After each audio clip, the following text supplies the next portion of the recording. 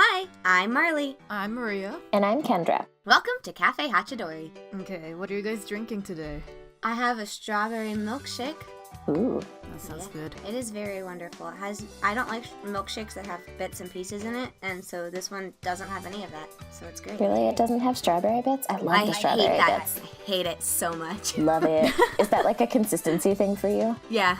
I have this nice glass of water because I can't do caffeine anymore. I've gotten like 10 hours of sleep combined in the last 3 days, so I'm running on crazy today. Good idea. I mean, you do what you can. I have a honey apple juice. Ooh. That sounds Very really yummy. sweet, very refreshing. That does sound nice. It's the spring that we didn't really get. Yeah, it's good. So today we begin Madoka Magica. It's Madoka Magica, damn it. Okay, it is. So yes, we are starting that, and there are going to be a bunch of spoilers, and there's going to be a bunch of criticism and conversation about a bunch of different aspects of the series. We'll be touching on the TV show as well as the movie, but not necessarily the comics or any of the other Platforms. platforms. Yeah, and Thank hopefully that will be consistent enough to be able to differentiate between when we're talking about the TV show and then when the movie. We'll try to be consistent about that. Yes. So, jumping right in, we're going on to art and animation.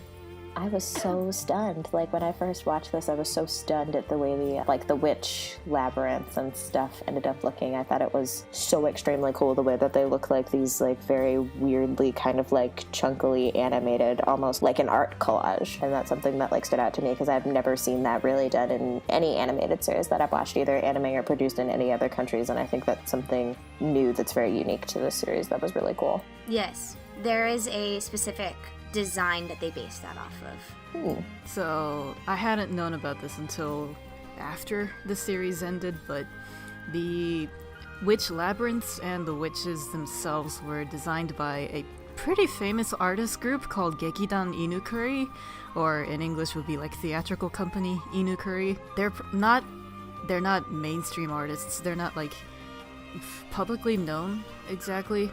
Most of the reason I didn't know, but they do have a pretty wide like fan base because of the unique world of art that they have.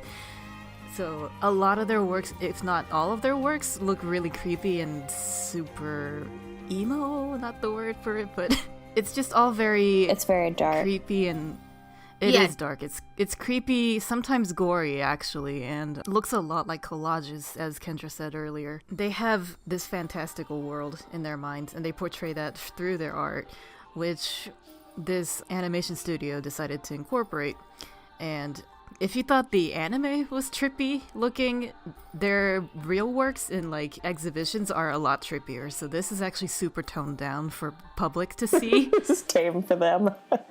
It is. Yeah. Yeah, but I really kind of liked the almost kind of like surrealist influence that are exhibited on a lot of that art. Is it's very much playing with that idea of the dream world. So you take something that's kind of normal, like they have like a lot of nature-based things in theirs within the series. So you see like a lot of butterflies, a lot of flowers, that sort of a thing as people kind of move through, and it's very kind of surrealist. And I think a lot of that, like in one of the later videos when we talk about the symbolism, is something that's so just, it's heavy and full. It's almost like lousy with everything, as if all of those arts are like they consciously made the decision when they were kind of putting all of those in each of the scenes to have that symbolism there. Surrealist is a better word than emo, but yeah.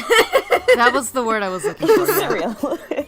For them to have chosen two different art styles in general for the witches' worlds versus the normal world is a very direct choice on their behalf, which also really pushes the ideas of their own themes and symbolism within the world, because you have not only different color palettes for the two, because in the normal world the colors are very muted and pastel-y and Pretty low contrast. it's different, but then in the witches' world it's very bright and vivid in comparison. Mm-hmm.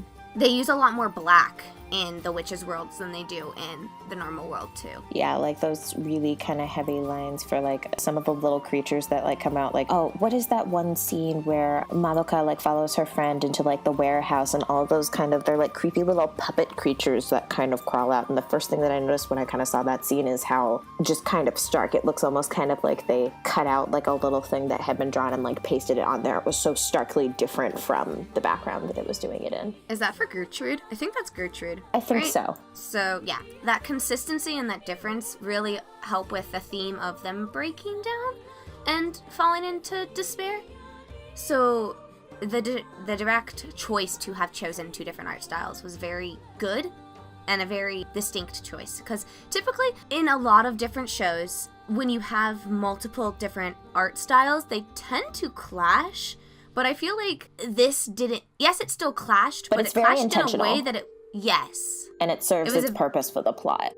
It does. Yes, which is unlike a lot of the other ones. Because it's like distracting, but in a good way. I think that had to do with the simplistic art style to begin with. So like the characters are pretty simply drawn. Like they don't have that many lines, opposed to like, I don't know, JoJo or other really or other dramatic anime series. The characters are simple enough to fit into pretty much any setting, so they could blend into the witch labyrinths pretty well. Although I have to admit, it took me a while to get used to the character designs. I just hadn't seen girls drawn in that kind of proportion before. So their faces look really baby-faced, if not like pretty much chibi, but they still have appropriate proportions in terms of body and limb length. Really? So I feel like their legs are weirdly long. Or maybe that's just me. Yeah, that's in the anime standard, though. To just have ridiculously long legs. Yeah, anime characters tend to have longer legs because it looks good on the screen. But that, either way, that didn't really match the face structure, in my opinion. Which is why it took me a while to get used to that kind of mismatch character design. But the ending, those little art cards at the end of each episode looked much better than the actual anime. Yeah. So I think the original artwork makes a lot more sense and they look really cute, but they didn't really translate well into the animation. Yeah. Which, for anybody who's wondering, the character design was done by Ume Aoki, who was in charge of Hidamari's sketch and other famous mangas, animes. Both. If you take a look at Hidamari's sketch, you'll see like pretty much a resemblance. It could have been a direct issue with them being able to connect the two, like the original character designs to the animation, or it could have been a choice, like they chose to do it that way. We won't know. Could be either one. It could be either. It could be both. However, I'm kind of tempted to say that that was a choice, because when we look at the witches' worlds versus like when we go into like Kyoko's backstory or some other certain scenes that have the same and like same art style as the witches' worlds, but they're in the normal world, they're very distinctly different. So it could have been a choice for them to have that weird cutesy face with the normal body structure. They could have just, this is cool and we like this, so they just decided to do it. Distinctly different was a redundant phrase. Yes, it is. Yes. Literally. I think it also plays on the detail that they're all middle schoolers, so like they're in between the girlhood and the adulthood. Yeah, and Yes. that was one of the things that did kind of freak me out about like going through this whole experience, is they are very much children when this is all happening. Yes. They're children in puberty. God. Yeah. So not just any sort of children, they're in the part where you are the most emotional that you will ever be, because like your body is saying, oh my goodness, what is going on? So glad to be done with puberty. That was not fun. Now that I'm a real boy. What? Have you never seen Pinocchio? Oh, that reference just slipped past me. I'm sorry. Yeah, I was being sarcastic. I'm sorry. I got the reference, don't worry, Kendra. Thank you, Marley. Before we go into camera and the way that they use lighting and camera motion in this, I want to talk about the way that the world's the art style changes as the girls change. So the world changes as the girls change. Or if you're in a specific girl's perspective, it's very different. The best example for this is actually Sayaka. As she becomes more depressed, her world gets more distorted and darker, which is an aspect of the witching worlds and not the normal world. And since witches... I didn't really notice that. Oh, yeah. No, it happens. And since witches are magical girls, it makes a lot more sense for that to be happening. But yeah, no, it's a very distinct change once you look at it, but if you're not paying attention to it specifically, you don't notice it, because it's also happening while the animation is getting better. So you could just be like, oh, it's the animation that's changing, but it's also the art style. The whole, like, distortion and color changing of the environment, it's really subtle, now that I think about it. So that probably acts on the subconscious part of the audience watching. Yeah, I didn't notice it consciously until I was looking for it. Right, so acting on the subconscious is another aspect of surrealism. When I was taking an art class, I learned about this. I remember you taking that art class.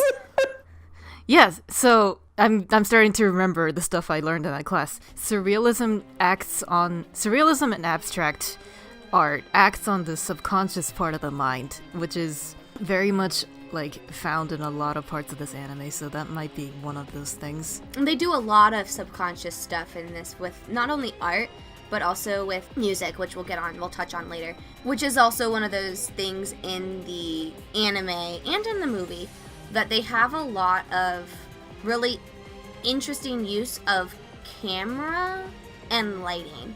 So, like the bus scene, when Kyoko's on the bus, they have a really interesting lighting scheme for that. They have the whole shadows with Mommy's death. They have, even in the witching worlds, like the way that the lighting shifts and the way that light colors are is different. The camera work in general, though, they use a lot of different things. So they kind of go close-ups on some really interesting aspects, like things that you really wouldn't go close-up on sometimes, but it's cool. They go extreme close-ups on the girl's eyes sometimes, or Kyubei's eyes. Yeah, the close-ups on Kyubei's eyes really creeped me out, because I was like, react to something.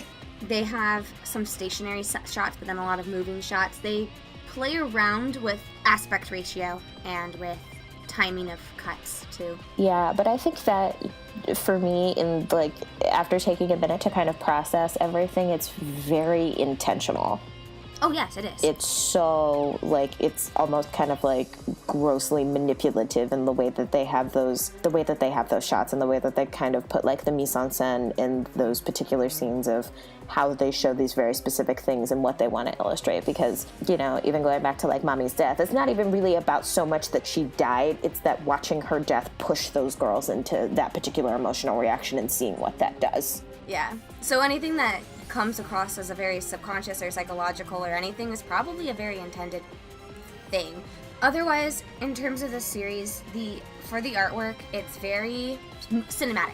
I was gonna say movie-esque. Cinematic, and each episode is done similarly to that. I don't know the budget of this anime. Hold up, I'm gonna look it up. Yeah.